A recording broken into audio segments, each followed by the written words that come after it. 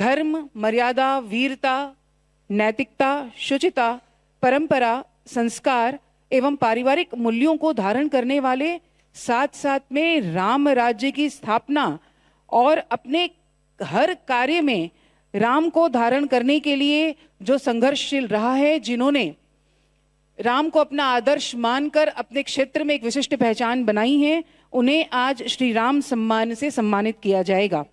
और इस कैटेगरी में जो एकमात्र नाम इस वर्ष के लिए चुना गया है कुरुक्षेत्र गुरुकुलम फाउंडेशन की तरफ से, वह है आदरणीय श्री संतोष दुबे जी।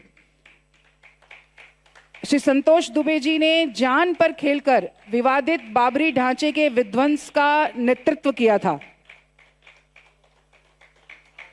जोरदार तालियों से अभिनंदन करें श्री संतोष दुबे जी।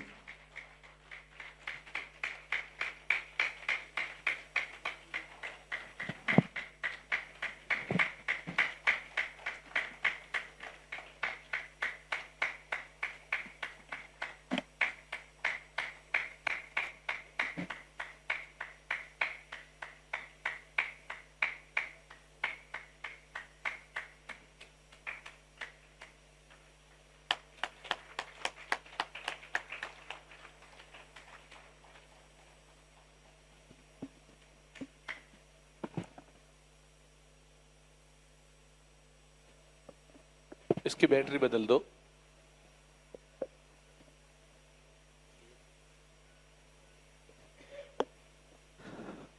आज के इस कार्यक्रम के मुख्य अतिथि और हम सबके, या यूं कहें कि पूरे ब्रह्मांड के अनंत कोटि ब्रह्मांड नायक भगवान श्री हरि के प्रतिनिधि, महादेव के स्वरूप, प्रातः स्मरणीय वंदनीय जगतगुरु शंकराचार्य जी। नाम ले नहीं सकते, संभावित समस्याएं खड़ी होती हैं। हम गुरुओं का नाम लेने की परंपरा में आते नहीं हैं। हम आज तक जो कुछ भी कर सके हैं, जो कुछ कर पाएंगे आगे, वो सब आपकी कृपा है। हमने न कुछ किया है, न हमारे पास करने की कुछ क्षमता है। राम कीन चाहे सो होई, करे अन्यथा अस नहीं कोई। मैं बहन जी आपसे समय थोड़ा सा 5 मिनट कुछ अधिक ले रहा हूँ, क्षमा करिएगा। हम लोग तो साधारण से जटायु की तरह हैं आदरणीय गुरुजी। मरना आता है धर्म के नाम पर, केवल धर्म के नाम पर। जब भी मृत्यु आवे तो धर्म के नाम पर।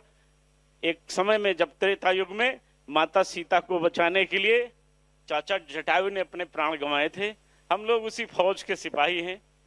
जब कुछ करना हो, आपका जब आदेश हो, तो मुक्त हो चुकी है राम की श्री राम जन्मभूमि, काशी मथुरा की ओर भी प्रयाण कीजिए। यह लाइनें हृदय में रहें। और इस देश को बचाने में अभी 10 साल अगर आप कोशिश करें, ये हिंदू समाज कोशिश करे, तो 10 वर्ष तक भारत बचा रह सकता है। बहुत खराब परिस्थितियां हैं। देश के राजनीतिज्ञों ने देश को यूं कह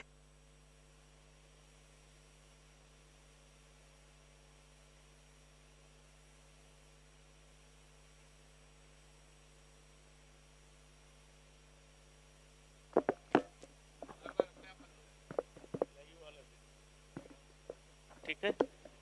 जिस देश में हमारी माता गौ होते हैं, जिन्हें राजा हरिश्चंद्र चक्रवर्ती सम्राट गोचारण कराते हैं, उसी राष्ट्र के अंदर गौओं का रक्त बहाने वाला भारत का प्रधानमंत्री कहता हम 56 इंच सीने वाले हैं।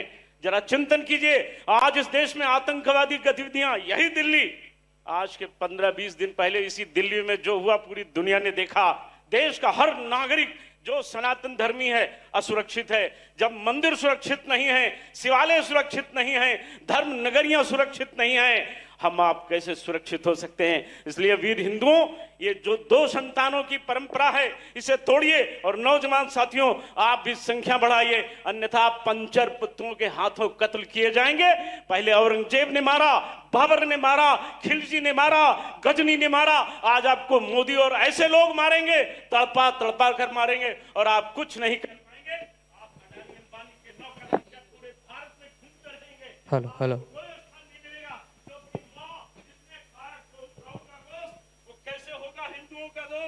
उनके साथ बैठे हुए जो लोग हैं, भारत की सदन में जो लोग बैठे हुए हैं, जो उनको ओवैसी कहकर सम्मानित करते हैं, जो हुमायूं कबीर को बंगाल में चुनाव जीतने के लिए बाबरी मस्जिद की नींव डालने के लिए ललकारते हैं, उन्हें चढ़ाते हैं, फंडिंग करते हैं, पीछे से प्रोटेस्ट और प्रोजेक्ट करते हैं। आप चिंतन करिए, आपका देश कैसे बचेगा। मेरा निवेदन कि हम लोगों ने जो कुछ किया था अयोध्या में, आपके गुरुजी आदरणीय पूर्व शंकराचार्य जी जिन्होंने ये प्रेरणा दी थी और उनके करीबी सलाहकार रहे मामा जी जिन्होंने शिक्षा दी थी, आज तो इस देश में आपके अलावा कोई नहीं जो हिंदुत्व पर आवाज उठावे। व्यक्तिगत जीवन सबका बन के रह गया है। जिन लोगों ने हम कारसेवकों पर गोलियां चलवाई थी, वही आज श्री राम जन्मभूमि तीर्थ क्षेत्र ट्रस्ट का मुखिया है नृपेंद्र मिश्रा, जिसने सोने चांदी हीरे जवाहरात मणिमाणिक्यों की प्राण प्रतिष्ठित रामशिलाएं जो पूरी दुनिया से लाई गई थी, 1250 रामशिलाएं जिन्हें गिनने वाला मैं आपके सामने खड़ा हूं, उसे बेच खाया। वही चंपत राय बंसल राम मंदिर निर्माण का मुखिया बना बैठा हुआ है। कहते हैं गांव में कहावत बहुत खराब कही जाती है, जो चरित्रहीन है वही रखवाली कर रहा दुल्हन की इज्जत कौन बचाएगा। आज ये हाथ डाकुओं के हाथ, ये देश डाकुओं के हाथ में है, इसे बचाइए। और ये जिम्मेदारी आदरणीय जगत गुरु जी की ही नहीं है, हम सबकी है। खाना पीना, पैदा होना, जन्म लेना, मर जाना, ये तो सूकर और कुकर के भी साथ होता है। आपसे निवेदन है, इस देश को बचाने के लिए अपनी जिम्मेदारी को समझिए। आज इस धर्म संसद में यहां आदरणीय गुरु जी के नेतृत्व में बैठकर हम एक संकल्प लेना चाहते हैं, आप सबसे निवेदन करना चाहते हैं कि राम की जन्मभूमि मुक्त हुई, लेकिन आज वहां विश्व हिंदू परिषद और भारतीय जनता पार्टी का कार्यालय बन गया है। सारे मंदिर तोड़े जा रहे हैं। अयोध्या के 550 मंदिरों को तोड़ दिया गया। एक मस्जिद के चक्कर में 550 मंदिर तोड़ दिए गए। काशी में जो कुछ हुआ आपने आंदोलन करके बचाया, लेकिन आपसे निवेदन है, जो कुछ हुआ गतम न शोचामि कृतम न मन्ये, जो गया वो जाने दीजिए। आने के लिए आप एक आंदोलन तैयार कीजिए। मैं गुरु जी के श्री चरणों में निवेदन करता हूं कि अब मथुरा की बारी है। यह देश तभी जगेगा जब मार खाएगा। बिना मार खाए हिंदू जागता नहीं है। जब रावण के अत्याचार से राम अवतरित होते हैं, कंस के अत्याचार से कृष्ण का अवतार होता है, तो आज भी वो समय आ गया है। इस कलयुग में कल्कि कोई भगवान बनकर नहीं आएंगे। आपके बीच से ही कोई आपका भाई, आपका बेटा, आपका सहोदर, आपका सगा, आपका चचेरा, आपका सौतेला यही जन्म लेगा और आपकी सुरक्षा और संरक्षण आपको प्रदान करेगा।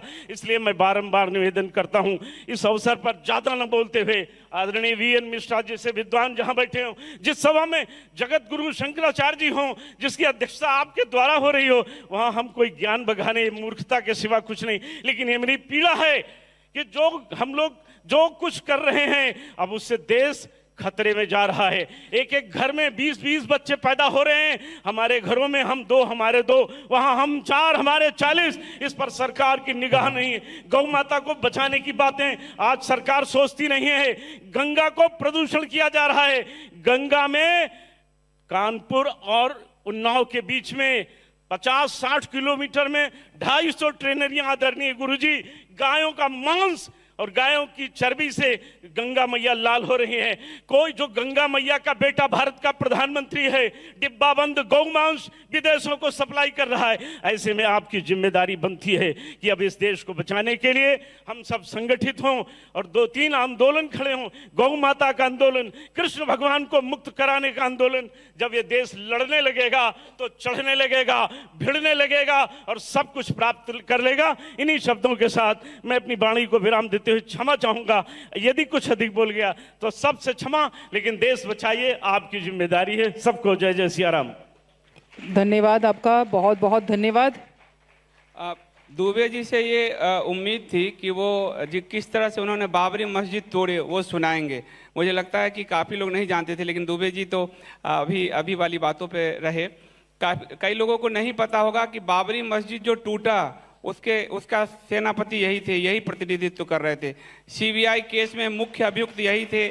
जब गुंबद ऊपर से गिरा और ये गुंबद इनकी छाती पर गिरा तो ये कोमा में चले गए थे। मुलायम सिंह यादव और जो ये कह रहे हैं नृपेंद्र मिश्रा, जो राम मंदिर ट्रस्ट का प्रमुख है, गोली मरवाया, 4 गोली इनको लगी थी, इनके सिर में गोली लगी थी, फिर भी ये बचकर आ गए। और ये कम लोगों को पता होगा कि वह जो प्रेरणा थी बाबरी मस्जिद तोड़ने की, इनके गुरुजी और ब्रह्मलीन शंकराचार्य स्वामी स्वरूपानंद सरस्वती जी महाराज की थी, जिनके लिए बाकायदा उन्होंने इन लोगों को ट्रेनिंग दिलवाई थी। ये इतिहास में नहीं है और इसलिए हम शर्मिंदा है कि गलत इतिहास पढ़ाया जा रहा है, गलत इतिहास लोग लिख रहे हैं, गलत इतिहास अखबारों के जरिए जाना जा रहा है। यहाँ राम मंदिर आंदोलन के 3 नायक बैठे हुए हैं जिन्होंने बाबरी मस्जिद तोड़ा, जिनकी गवाही से राम मंदिर हमें मिला, पूज्य शंकराचार्य जी, और जिनके लड़ने से कोर्ट में हमें राम मंदिर मिला। पर आज का हिंदू कितना है जो ये जानता है इन तीनों का नाम? सिर्फ वो लहर में चला गया है, अखबारों में चला गया है। आपको बता दूं, विश्व हिंदू परिषद का सिर्फ एक गवाही थी और वो बताएंगे मिश्र जी, वो गवाही उनकी निरस्त हो रही थी, राम मंदिर में उनकी कोई भूमिका नहीं थी। लेकिन ये गोली खाने वाले व्यक्ति को राम मंदिर की पूजा प्राण प्रतिष्ठा से लेकर जो उनका ध्वज स्थापना हुआ है, इनको बुलाया तक नहीं गया है। ये हो रहा है आज देश में, ये इनको कहना चाहिए था। धन्यवाद दुबे जी। बहुत बहुत धन्यवाद आपका।